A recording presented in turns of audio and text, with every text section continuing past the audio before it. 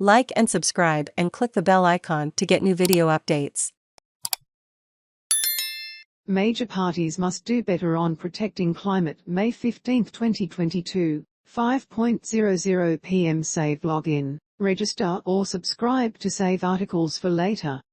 Share normal text size, larger text size, very large text size. It's easy to feel overwhelmed in the face of climate change and the worsening state of the environment, and to feel despair at the dangerous mess that nations and corporations have made in the ruthless pursuit of capital, growth and cheap power.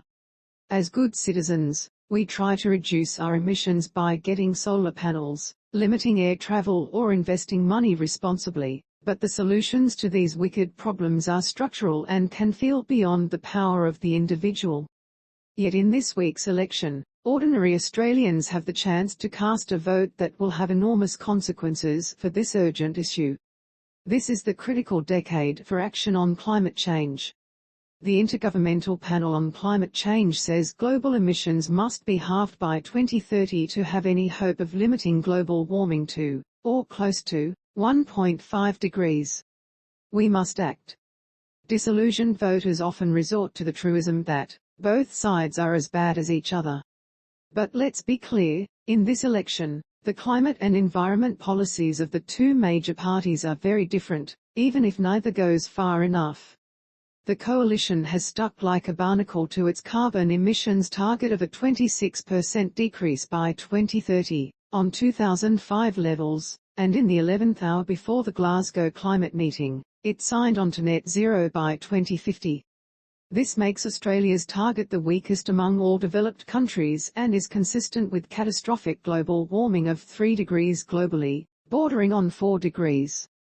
The coalition's emission reduction plan leans heavily on technology breakthroughs such as investment in clean hydrogen, energy storage and carbon capture and storage, CCS, even though CCS technology has never worked anywhere in the world at scale. Despite spruiking its economic credentials, the coalition has failed to capitalise on the opportunity to make Australia a renewable energy powerhouse. There is no national energy or transition plan, and progress has been led by the states, of both political stripes. With its wealth of solar and wind resources, Australia should be leading this race, not trying to catch up. If the Earth is to stay within dangerous global heating limits, no new oil and gas fields or coal-fired power stations can be created, says the International Energy Agency, IEA. Yet during the election, the coalition has pledged hundreds of millions of dollars to emission-intensive fossil fuel industries. The spending on this is far greater than the coalition's commitments for clean energy projects. How does Labor compare?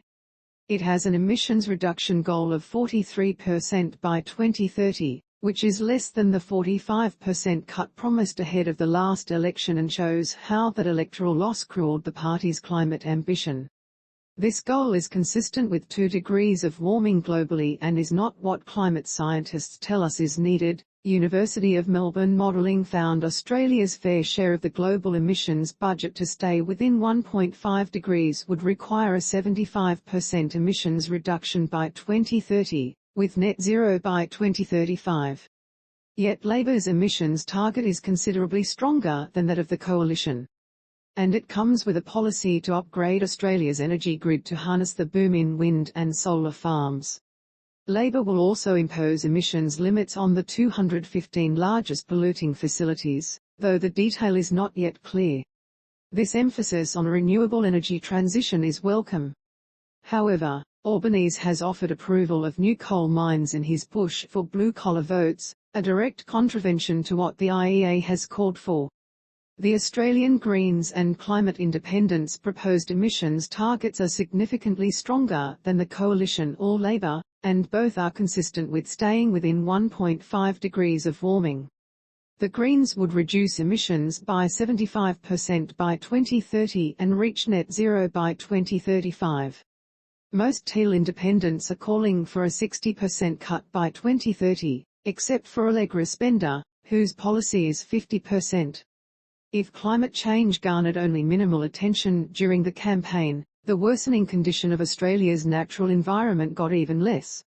There's no shortage of evidence that our unique environment and its biodiversity are in trouble, and voters, who care strongly about nature, according to polls, have been done a disservice by both major parties that relegated it to a side issue. Labour's biggest environmental pledges came last week, with $195 million for the Great Barrier Reef and $225 million for threatened species. The coalition earlier this year committed $1 billion over 10 years to the reef, as well as $57 million to a 10-year threatened species program. It's $128 million for